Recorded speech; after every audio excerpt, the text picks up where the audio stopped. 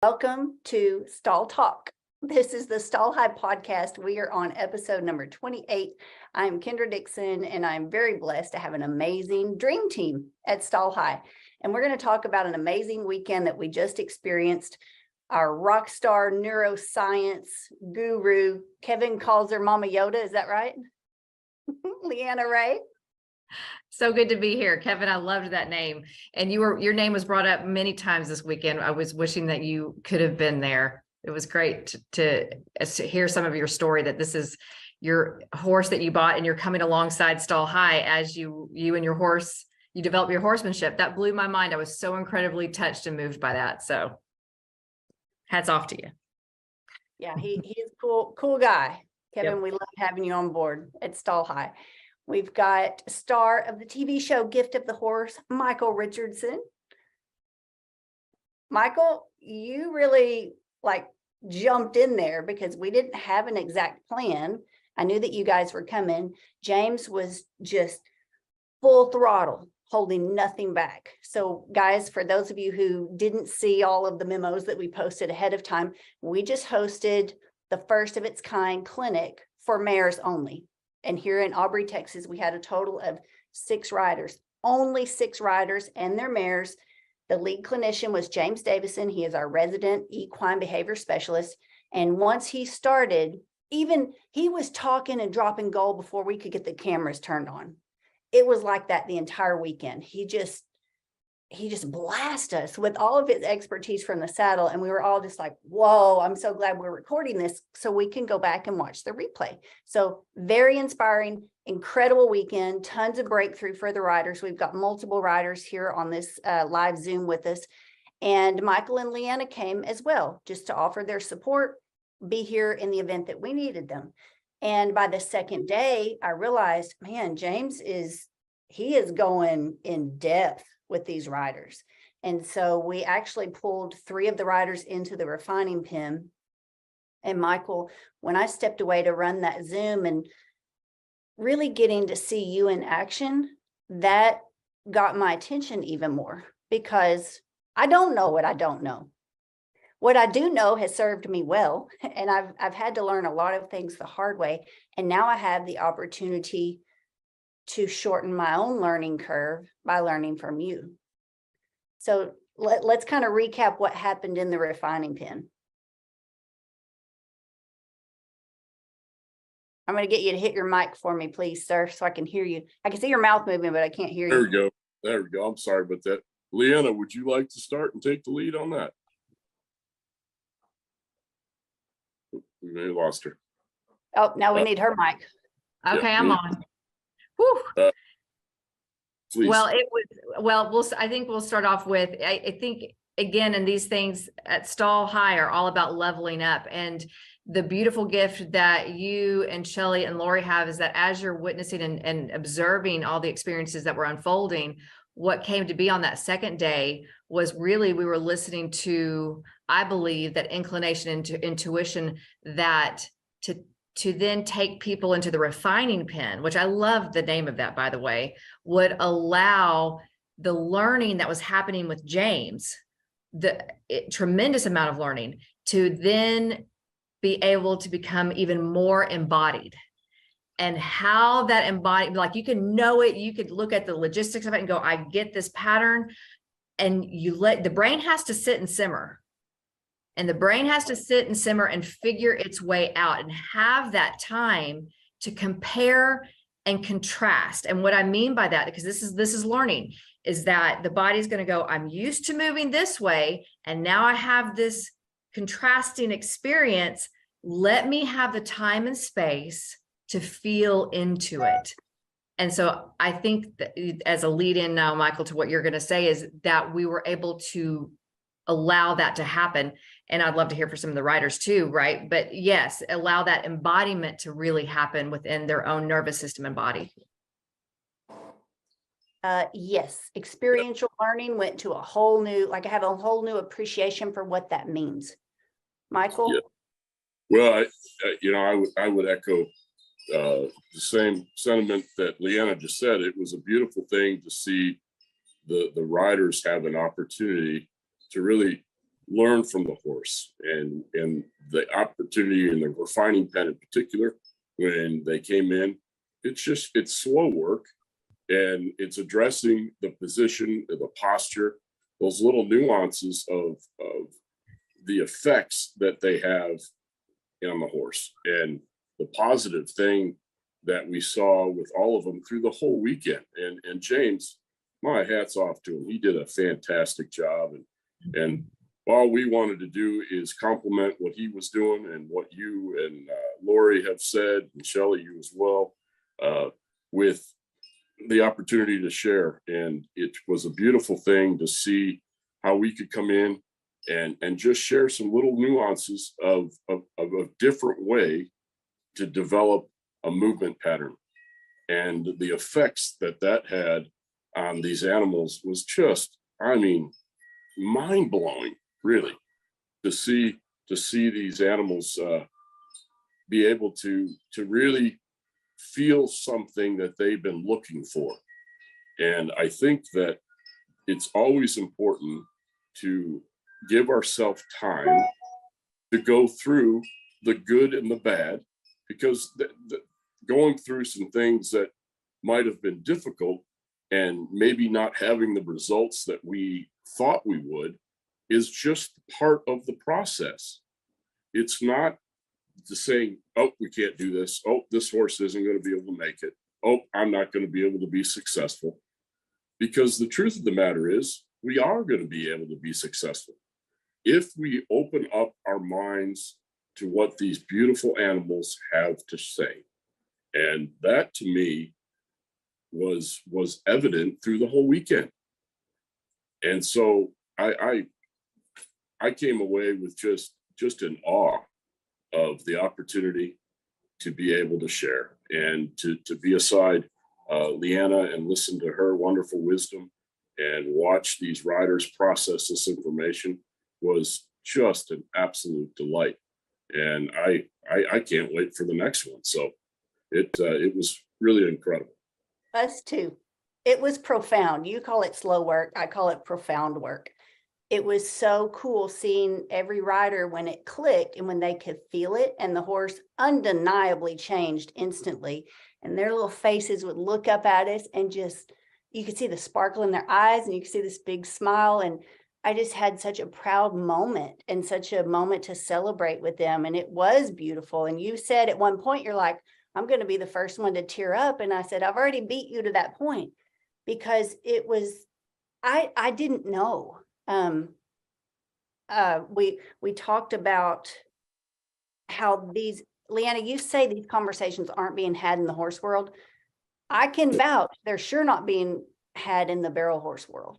We aren't taught these things. We simply didn't know. But now that we can see what a direct and immediate impact it has on our horses, and how much happier they are, and how much more of a natural range of motion and a natural stride they have, we can't not like be responsible or feel responsible for that. It has forever changed our lives. This one weekend, one clinic for mares only. And Emily, I'm going to get you to speak up if you can, if you're at a place where you could talk, because she made a good point. It gave her answers to a 30-year question, why her horses drifted to the right. So she's tried to answer that for 30 years, and it happened over the weekend. Emily, are you at a spot where you can talk? Yes, I am. Yes, hi. Just at a lunch break.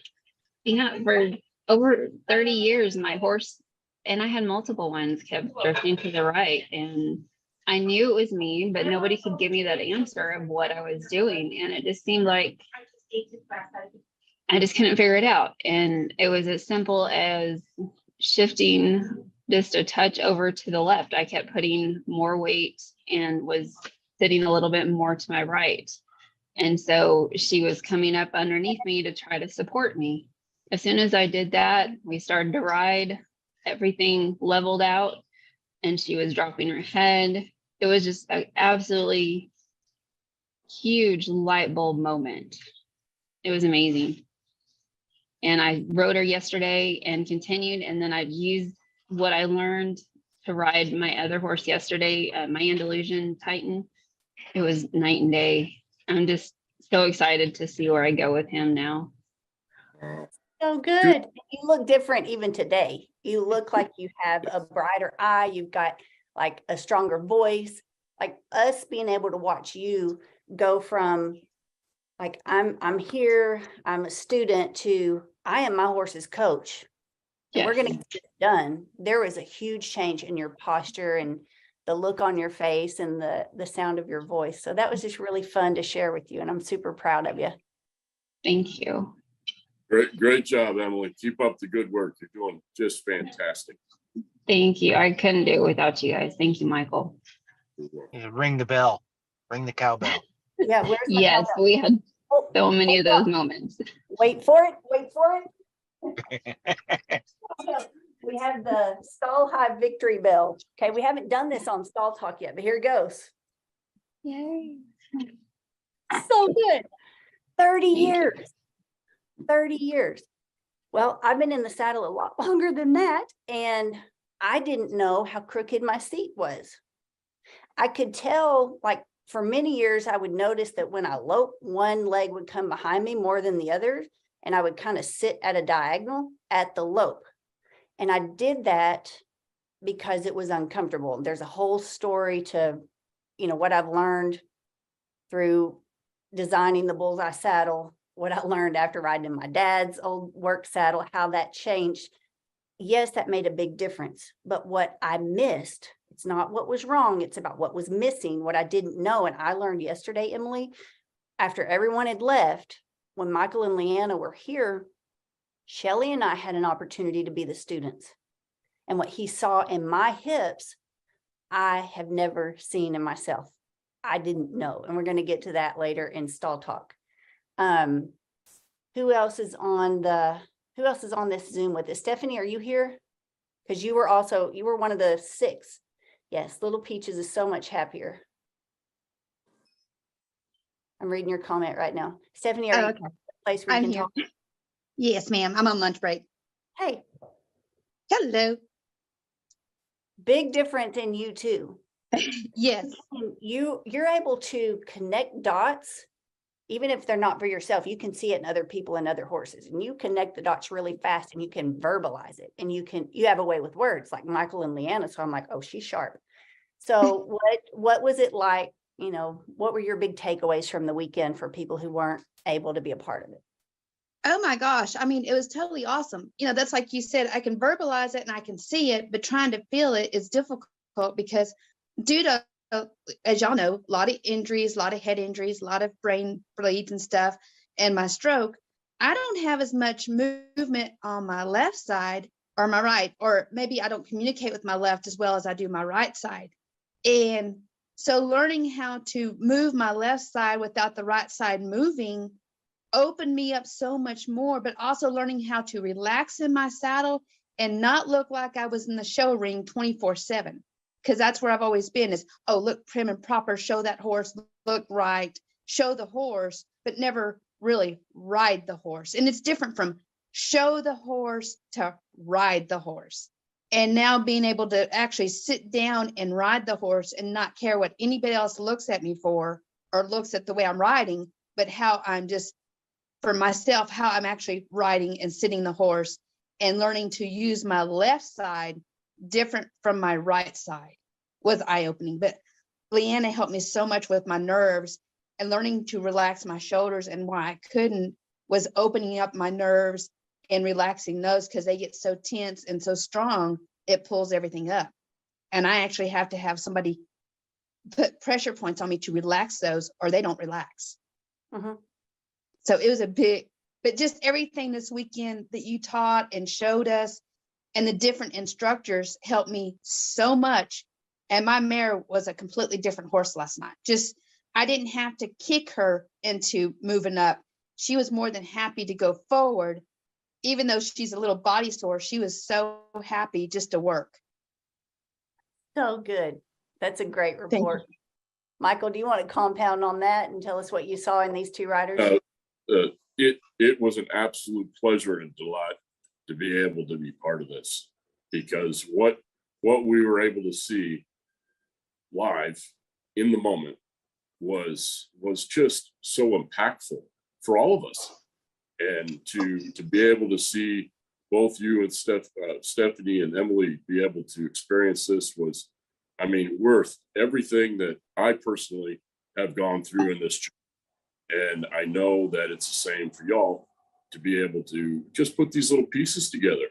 Because again, it's little nuances that build on each other to be these big movements. But you got to have the opportunity to experience the nuances of change. And it goes through the nervous system and allowing our body and our mind to be able to be open to it. And it doesn't have to happen right away because it's a process. But again, what we saw, utilizing what the horses are telling us, we saw it live right in front of us make these monumental changes in these animals, and you're continuing to experience it. And what a beautiful thing. I don't really have even words to describe the joy that I have in my heart for these ladies and everybody that was there. To be able to be part of that was again worth everything that have gone through and continue to go through to, as you know, our individual journeys that we're all on. And these horses are the ultimate teacher. Well, we say it a lot at Stall High. Once you see, you'll never unsee it. We now know it can be different. And Annie, I loved what you said, and you've said it several times, is that, and I think someone else complimented what you said. Most of us have been to other clinics, or we listen, or we watch, or we've tried to seek help from other people in the industry, and they're really good at telling you what to do. But this was always a frustration for me. I didn't get the breakdown of how to do it. And I sure didn't get the explanation of why. And as I reflect back, most often it was never answered. And I think that's because we get into a kind of a cycle, a tradition that it's just always been done this way. And we fail to ask why. Is it truly in the best benefit for this horse? If it's not working, if your horse is unhappy and you're unhappy, there's your sign. Something is not working. Let's find the root of it. And Michael, for you to break it down so that we can see it, can't deny it, for the riders to feel it. And what an honor for Shelly and I to be the student yesterday. Now we have a dose. We got a good taste. I don't completely understand everything you said yesterday. It's going to take repetition. I am so happy for you, Emily and Stephanie, that you went home and you're like, it's working. I work these horses. They're great. It's already carrying over for you. It didn't work like that for me. It looks easy when you hear Michael standing there saying left, right, left, right, left, right. It's not natural for me yet. So I'm excited to keep going. That's what I take away from Michael and James. Step-by-step instructions and guidelines for these tools in your toolbox. Absolutely. Absolutely. I mean, Emily. So Lori, are you at a place where you could talk? You had to change your seat as well, right?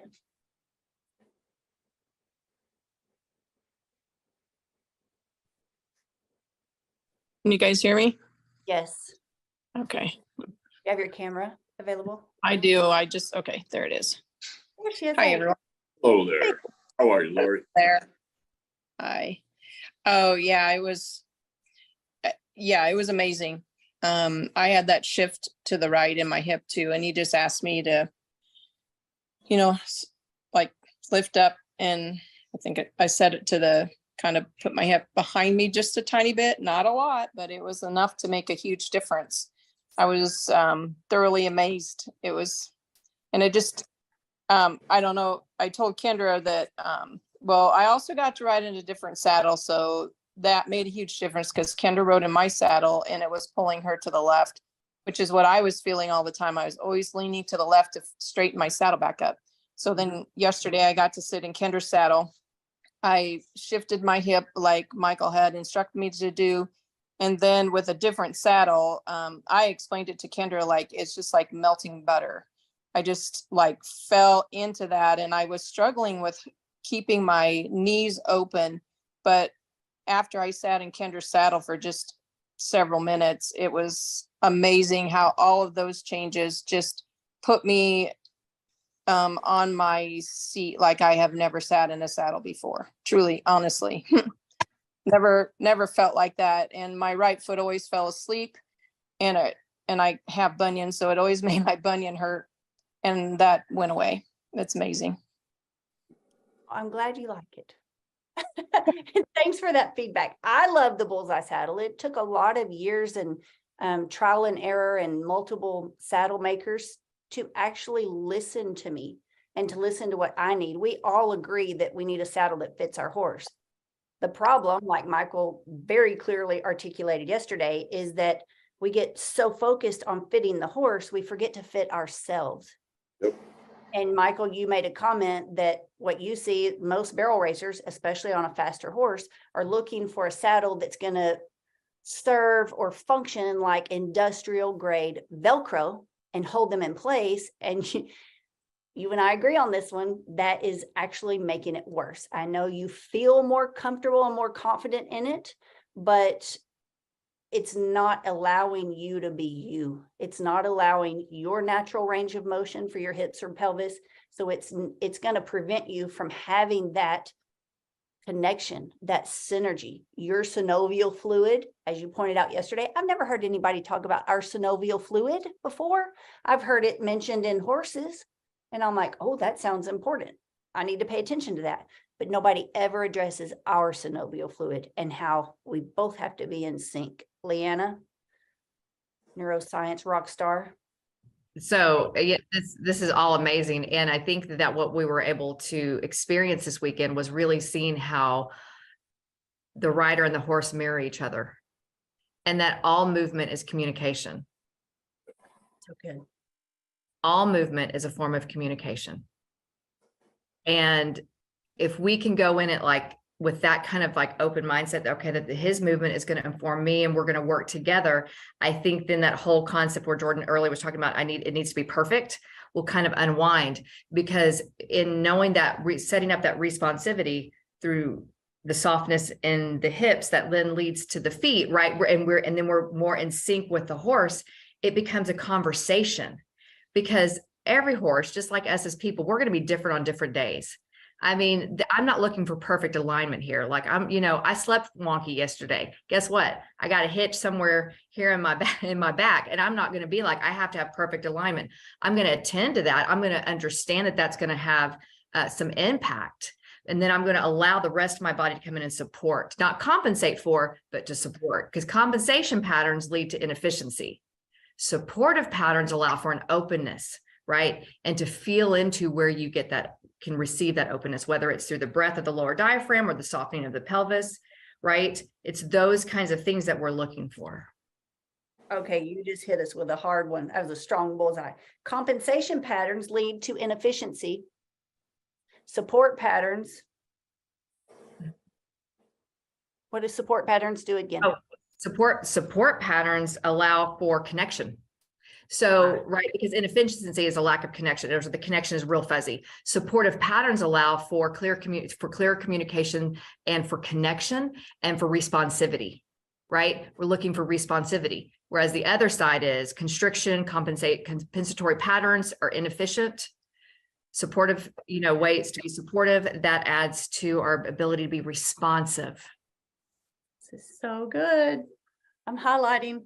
Okay, another thing you said was it then becomes a conversation, and immediately in my head, I've filled in the blank instead of an argument. So how many of you watching live right now, or you're watching the replay, you feel like every ride is an argument?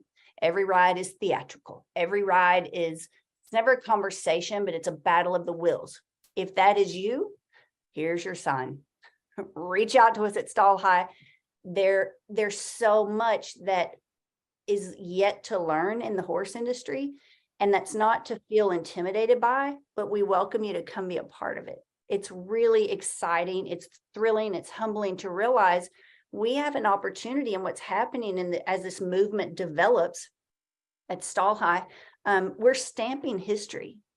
We are advocates for the horse. And now that we're getting to experience it ourselves, that makes it even more clear, and our voice and our message is becoming more clear, that it doesn't have to be done or accepted as status quo on behalf of the horse. So I'm going to share a video from yesterday, guys. This is so good. And for those of you who are watching, like, yeah, whatever. Whew, I got schooled. Okay. I've been in the saddle my whole life. I've been in the saddle before I could walk and before I could talk. So lifetime experience here. I've been fortunate to win at the highest level of competition. Have I qualified for the National Finals Rodeo? Not yet, but I have been as high as number 4 in the world. And I've been in the top 15 world standings on multiple occasions. So I do have an understanding and experience of what it takes to run at that level. And I do have pro credentials under my belt. So for me, guys, what I experienced yesterday was a missing link. I have recognized for multiple horses that I've trained over the years that they seem to be a shade early going into the third barrel. And we all know the beginning of the turn determines the end of the turn. The success of your turn happens at the beginning. So if I can now identify that, but I didn't know what was causing it inside me, clearly I have to take responsibility for that, and I have to find the root of it. What am I doing in my body that is signaling my horses, multiple horses, to just be a tick early? And why the third barrel at the left-hand turn? So we've labeled this one. So the name of this stall talk is, do you ride as level as you think you do? And how to fix a crooked seat before you compete. I'm actually thankful, Michael, that I'm not further along on the red roan and the gray mare. I have had the fortune of, my program. It doesn't matter if you ride them every day or once a year. It's so simple. It's so straightforward. They're going to retain the information. There's not a lot of fluff to it. Right. But it even gave me relief, and it took pressure off me seeing, oh, wow, I'm glad I didn't continue to instill a crooked seat and I didn't even know it. Like that kind of blew my mind. So we're going to start with Shelly's ride first. Shelly, are you still with us? Yeah, I see you there. I'm going to share my screen. All right, can everybody see this right here? Yes. Okay, so here we are, the 3 of us in the arena yesterday. So this is after the mare only clinic. And we had talked about hip rotation. I love the visual that Michael gave everybody. So I got the idea of putting duct tape, orange duct tape, okay, right where our belt would be, front and back. And I wanted to try to catch it on video. So Shelly, here you are on my Gildan Pedro. Tell us what was eye-opening for you. You go first. Well, so I haven't been on a horse in a long time, and it's been, very, very, like once or twice during maybe 3 times with stall high. And I wasn't sure how it was going to be like listening to the coaches all year long, and then what I've went through with Pain Academy and stuff like that. And so I had so much confidence. And I realized that I haven't lost what I thought I had lost. Hmm. So I was able to really concentrate on Michael and what he was telling me than on the stuff that I couldn't do before, that my body was hindering me, that I didn't know about, and so I just, so this was like my first ride. You know what I mean? Yes. Yes, So- we do. So Michael, kind of talk us through, at first, I see you right here. So you are explaining the horse's front legs and that shoulder movement. Correct. Well, what we're kind of talking through here is what we want to do is we all want to acquire and work towards acquiring, better way to say it, an independent seat. And so often what we do is we get so caught up in the use of our aids that we overlook the base of support, that being in this case, our seat, because it's a connection. And we talked about the saddle, and the saddle, when it's on the horse, it's a bridge. It's really not a saddle anymore. It's a bridge for communication. So it's very important that that bridge is set up in such a way that we can allow that connection, that exchange of information along the highway of our spine, up and down, of being able to receive information, assess it, and then present it. And as we present it, we got to give ourselves time, as well as the horse, to be able for them to say, oh, okay, I got it. And that's when we see the horse use their head and neck, for example, differently. We want them to use it as an aid to balance and as an aid to impulsion. Okay, Now- can I stop you real quick? You said something to Shelley and I was like, whoa, wait, what? So you talked about, and I heard you and I heard James, like y'all are both saying it, you're running parallel. The head and the neck, the horse needs their head and the neck to balance. They've got to have their head and their neck to balance. And when you demonstrated, when they drop their head, when they're allowed to drop their head and move naturally, you'll see that head bob. That's when they're balanced. Yes. So we don't realize the disservice we're doing our horses in, in the attempt to win a trophy or a jackpot or, get to the NFR. We have so many contraptions on them, or we're holding them back. We call it holding them collected. I call it holding them restricted. Right. They don't have full balance because they don't have full use of their head and neck, correct?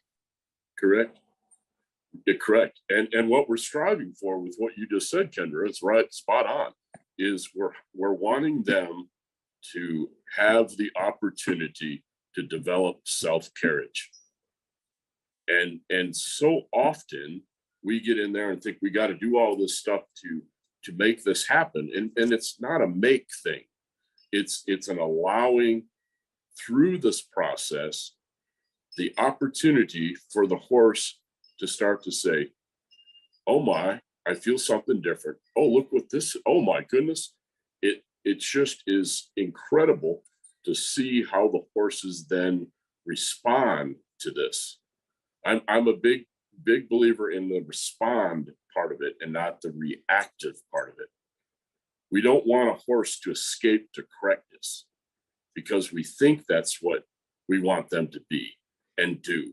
We want them to be able to have this opportunity through this platform to be able to say, I really appreciate what you're working on with ourselves to be able to make this change and move in a more natural manner to develop that self-carriage, therefore being able to respond in such a magnificent way through what we're all talking about.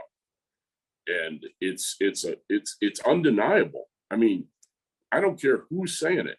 It doesn't make any difference whether it's me or someone else. Look at what the horse is telling you. There you go. Listen to your horse, not the people.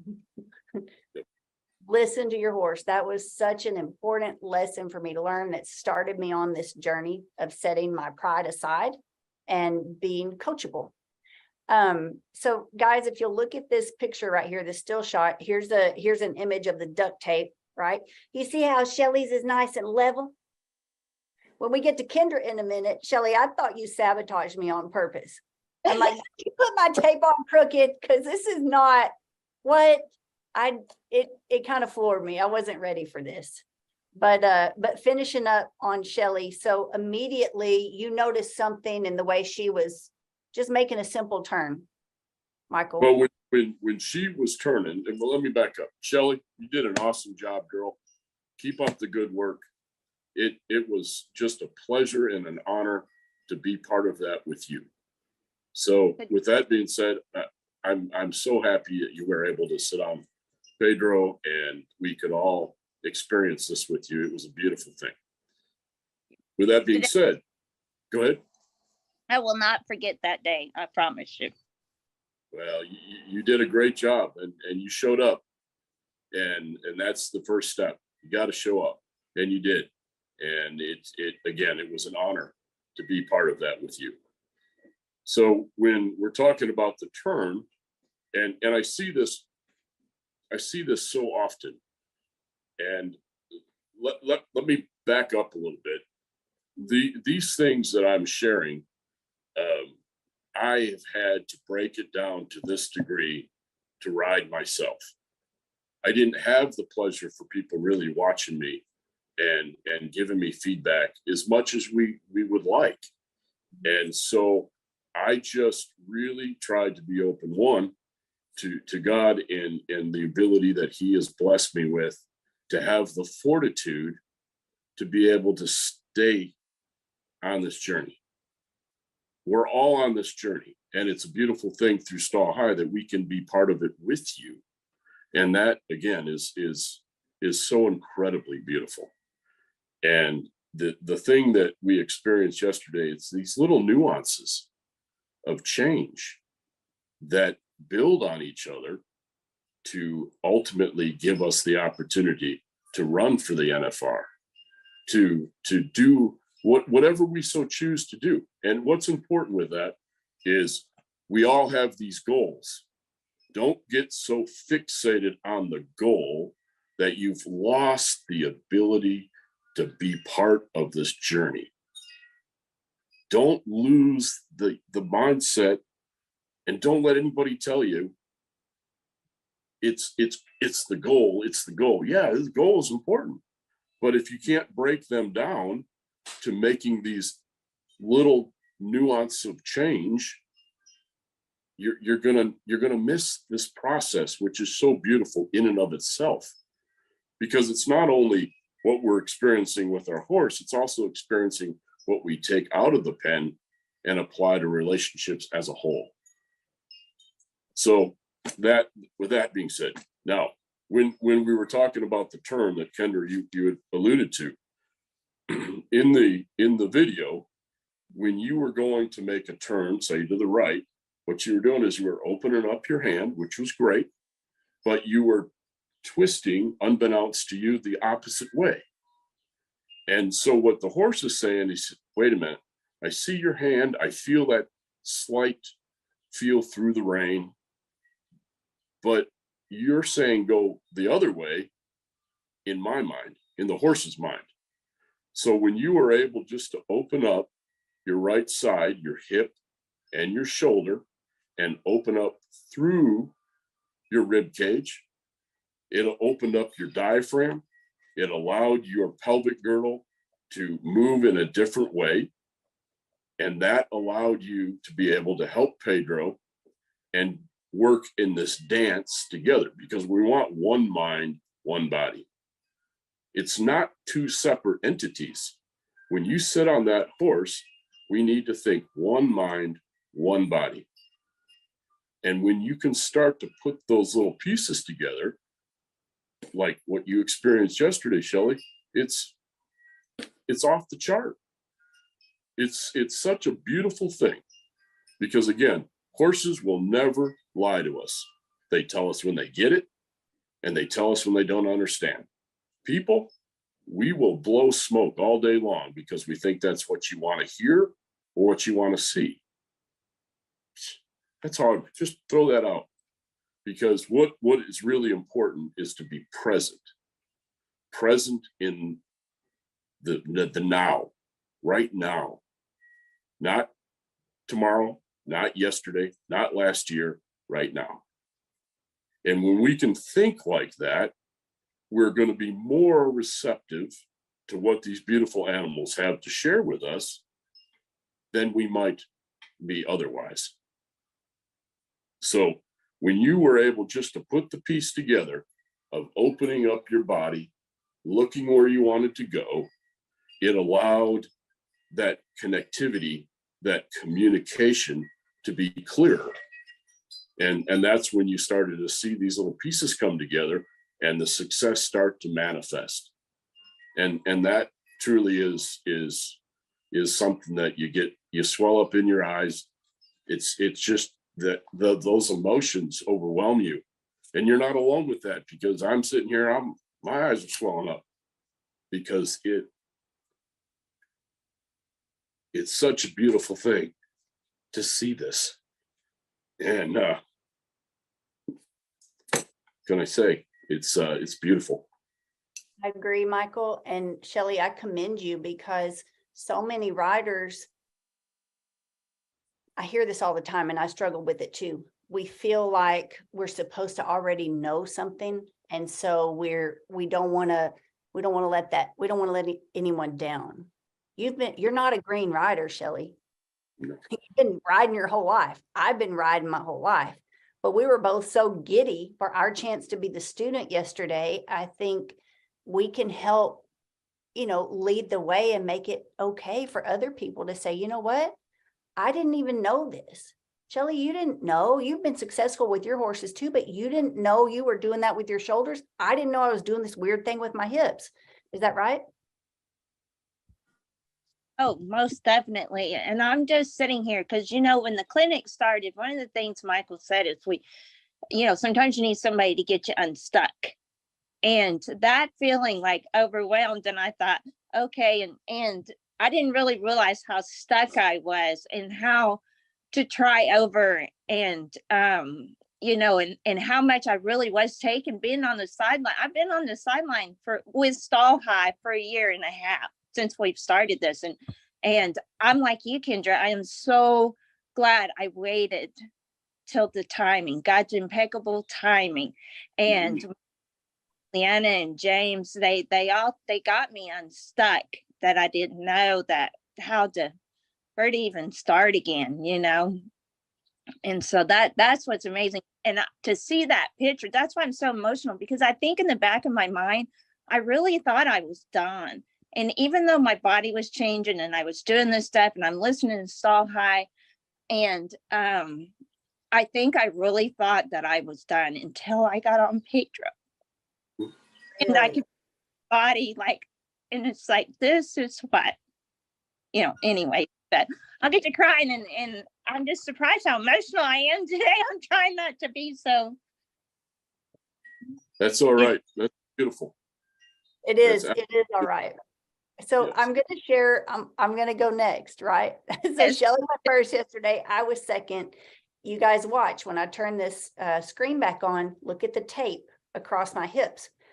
When I'm on the ground, it actually looks level. And that's what surprised me when I went back and pulled these clips from the video this morning. I'm like, hang on. I really thought Shelley sabotaged my tape. But when you go back and watch me walking on the ground, it looks level. You put me in the saddle and it's evident to see which hip was lower. So hold tight. Let me share this screen and then go back to the video, guys. Drop it in the comments. Are y'all getting new information from this? If you're watching right now, let us know what you think. Right. Left, right, stronger. Left leg, right leg, stronger. Left, right, left, right, left, right, left, right. Let your hips go. Breathe, please. Breathe. I'll start telling bad jokes and we can't do that. We're online. Left, right, left, right, left, right. Get stronger. Left, right. Okay, I think I pulled up the whole 1 hour and 20 minutes. So let's go right here. Okay, here's Kendra. Watch this when I walk for this horse, and you're going to see my hips they look level. Sorry, guys, I lost my spot here. There we go.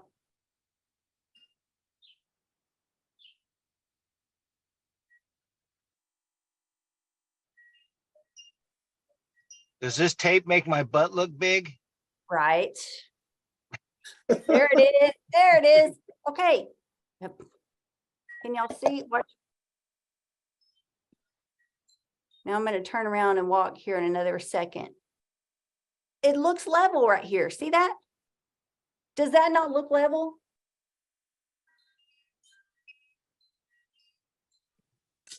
It looks very Okay. level. It does look level, but you're shorter on that one side.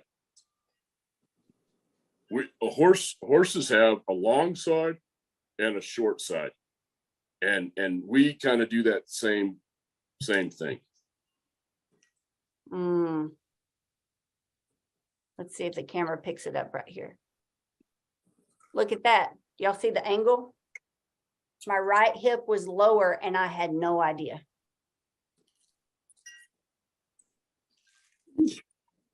You're right-handed, ain't you? Yes. There you go. And Michael, you also talked about like what we're learning, also about the development of the horse through Savannah Allie Jackson and her course. Horses are born either right front foot forward or left front foot forward, and it can affect their development and how they carry themselves their whole lives. Well, then if we're on one horse all the time, our hips adjust to the horse and we don't even know, and it might be offset. So Correct. you actually worked my right hip yesterday. Shelley kept saying, this is a workout. This is a workout. And then when I got in the saddle and you started coaching me, it definitely worked my right hip, because you told me to put more weight on my left side. Yep. And to balance it out, because I really thought I needed more weight on my right side. Yep. And you told me that I had lateral movement, that I was riding the horse's rib cage. I've never been told that, Yep. but that I needed more front to back rotation in my hips. Correct. And yes, and what we're looking for is we always want our horses to have forward impulsion, but if we don't have forward impulsion, we're hindering. There's a block, and it doesn't take much to disrupt that. Being able to communicate with them, with one hip being just a little bit further forward than the other, or further back than the other, or further where you have more weight on one sit bone than the other. We need to be able to breathe through the change of our weight distribution through our pelvic girdle and our sit bones. And what surprised me, I would think I was so focused trying to do what you were telling me to do. I wasn't watching my horse, but you guys were here, so you saw it. So you saw her immediately when I shifted, just a little squeak in the saddle. So she lowered her neck, she softened her eye, you said an ear moved, and she immediately looked toward the turn. Correct. So she's being able to carry herself through the turn. Therefore, being able to stay on that turn or the circle in a much, much easier manner. And James is talking about the hind legs and the placement. All that is great information. But if we're not positioned ourselves through our nervous system and our mind, and allowing our spine to be the communication highway, the tuning fork, then the horse is going to compromise and compensate for our lack of position. And again, unbeknownst to us, when you go and make these little bitty changes, it's merely like a fly landing on any part of that horse's body, and they start to twitch that area with their skin, and the fly leaves. Well, it's similar to that. Horses can feel a fly than any part of their body. Why do we need to use any more than what a fly can do when it lands on the horse? Because we're not communicating very well. So therefore we think we need to communicate louder with baseball bats and handcuffs. Like Yes. strong, heavy hands on the rein and tie downs and war bonnets and bigger bits. So it is very eye-opening. It's very eye-opening. And guys, if you're watching right now and you have wondered why your horse looks away from the turn, and you've been trying to either shape that horse and force, through horsemanship, force that horse to look at the barrel, or you've been trying to get past a barrel, or maybe you ride in a different event and you're just curious, like, why isn't my horse going the direction I really need? Why is this harder one way than the other? This could be your answer. dive deep, get in there and understand, come learn with us. I'm geeking out over all of this. I want to get back in the arena with Michael to coach me until I can really understand what he's saying. I can feel the difference. They're telling me my horse made an immediate change. She signaled with her body language. She looked in the turn. If I can accomplish that by just adjusting where my sit bones are in the saddle, how successful can I be going forward? How much quicker can I iron out the third barrel? How much easier will it be to regain top 50 and then top 15 status? It's pretty exciting. Oh, And then we got to watch you ride as well. Now you girls both had level hips compared to me. Where's Leanna in there? There she is.